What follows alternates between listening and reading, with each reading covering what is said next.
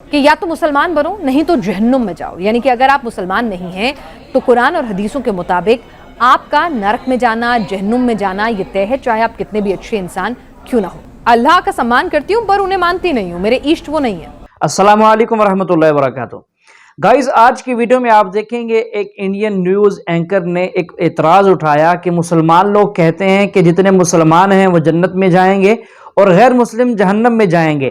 तो गैर मुस्लिम जहन्नम में क्यों जाएंगे, उसकी वजह क्या है? तो गाइस ये वीडियो देखिए और इसके बाद फिर इस सवाल का जवाब, एतराज़ का जवाब सुनते हैं डॉक्टर जाकिर नाइक साहब से। तो आपने वीडियो में हमारे साथ एंड तक रहना है और वीडियो को लाइक भी कीजिएगा, शेयर भी कीजिएगा और हमारे चैनल को सब्सक्राइब जरूर कीजिएगा।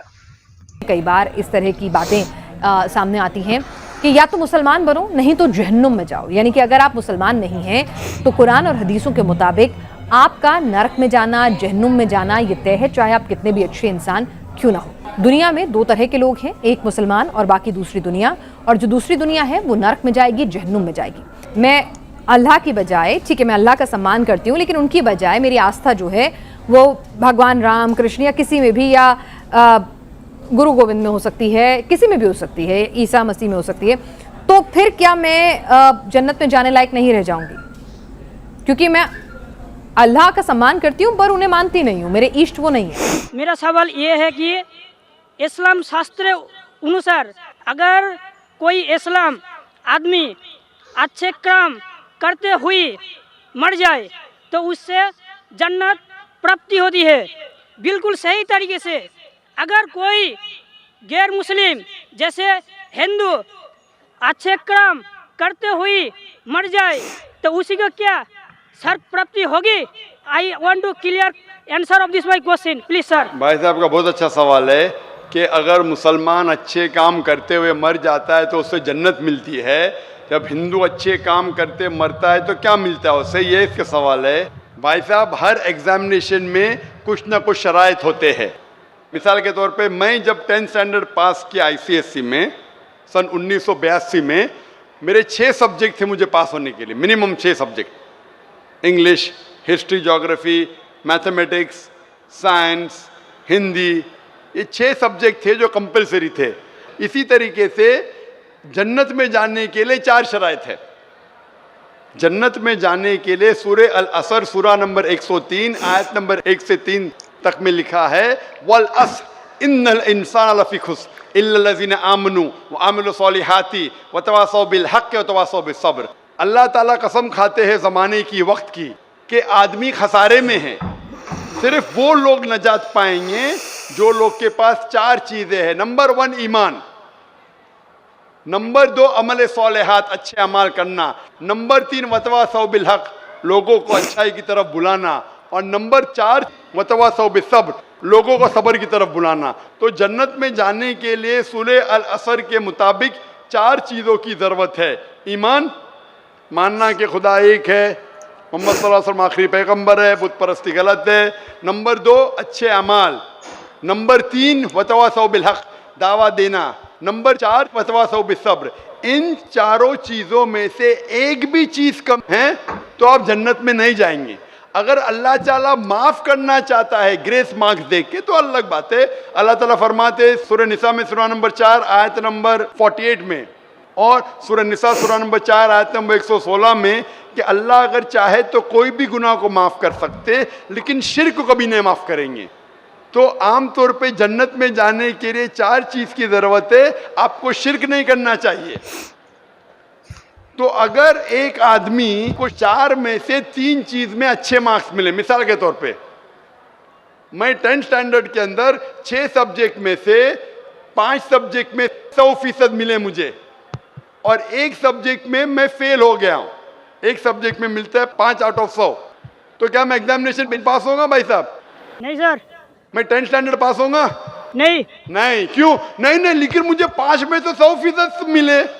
नहीं, सब 6 में पास होना चाहिए। 5 में से 100 से 100 मिले तो 6 में पास होना चाहिए। भले सब 6 में 100 में से 50 मिले चलेगा, लेकिन 5 में आपको 100 में से 100 मिले, एक में फेल हुए तो 10th स्टैंडर्ड फेल। इसीलिए जन्नत में जाने के लिए एक शर्त है कि शिर्क नहीं करना चाहिए। आप समझे? शिर्क नहीं करना चाहिए, उसके अलावा ईमान होना चाहिए, आपके अच्छे अखलाक होना चाहिए, आपको दावा देना चाहिए, सब्र होना चाहिए।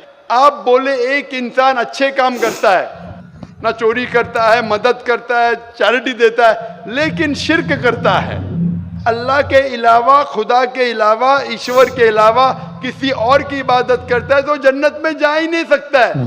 अपने आप को अगर मुसलमान बोलता है और शिर्क करता है, फिर भी जन्नत में नहीं जाएगा। खाली मुस्लिम बोलने से कोई इंसान जन्नत में नहीं जाएगा।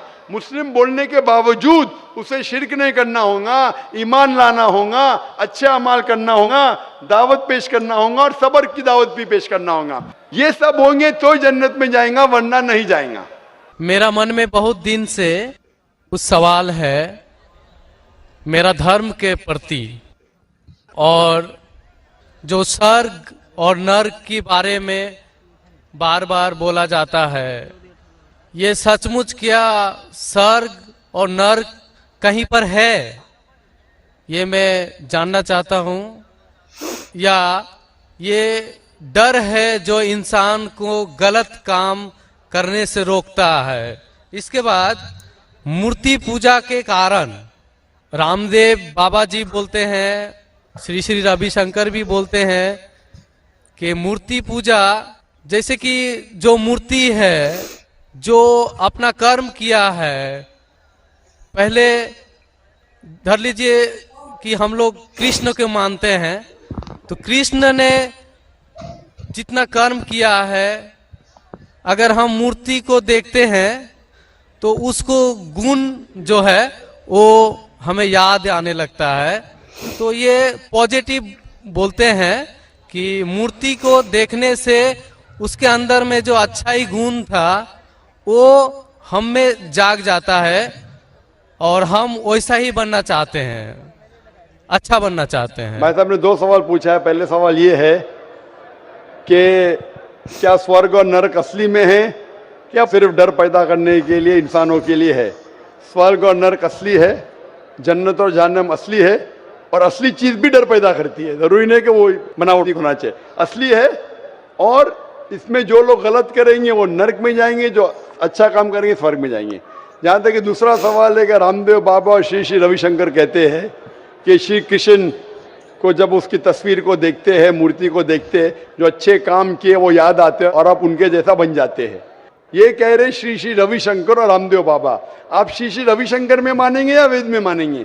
वेद कहती है, यजुर्वेद चैप्टर नंबर 32 वर्ष नंबर 3, न तस्य प्रतिमा अस्ति, उस ईश्वर की प्रतिमा नहीं। लिखा है शतशतर उपनिषद में चैप्टर नंबर 4 श्लोक नंबर 19, न तस्य प्रतिमा अस्ति, उस ईश्वर की कोई प्रतिमा नहीं, कोई अक्ष नहीं, कोई फोटोग्राफ नहीं, कोई पेंटिंग नहीं, कोई पिक्चर नहीं, कोई आइडल नहीं, कोई स्टैच्यू नहीं। तो आप श्री श्री रविशंकर की बात मानेंगे या वेद की बात मानेंगे? अगर आप श्री श्री रविशंकर की बात मानते हैं और वेद की बात को छोड़ देते हैं तो आप श्री रविशंकर के चेले बनते हैं, लेकिन वेद के नहीं। मैं भी अगर कुछ कुरान के खिलाफ बात करूं तो मुझे छोड़ दीजिए। मैं हमेशा कुरान का हवाला देता हूं। कुरान अल्लाह की किताब है, तो कुरान का हवाला देके कुरान की बात करता हूं तो मानो। अगर कुरान को मैं छोड़ दूंगा तो मेरी बात भी मत मानो। जो कुरान और सही हदीस के खिलाफ बात करता है, कितना भी बड़ा आलिम हो, उसकी बात मत मानो। उसी तरीके से मैं जो बात कर रहा हूं वेद की बात कर रहा हूं। तो अगर वेद की बात टकराती है श्री श्री रविशंकर से, रामदेव बाबा से, और मेरा डिबेट हो चुका है श्री श्री रविशंकर के साथ, मेरा डिबेट श्री श्री रविशंकर के साथ हो चुका है बेंगलोर के अंदर। और वो डिबेट देखिए आप, वो डिबेट का मौजू था concept of God in Hinduism and Islam in the light of the scriptures. Means धर्म की जितनी किताबें हैं उनकी रोशनी में खुदा का क्या तस्वुर है इस्लाम और हिंदुइज्म में।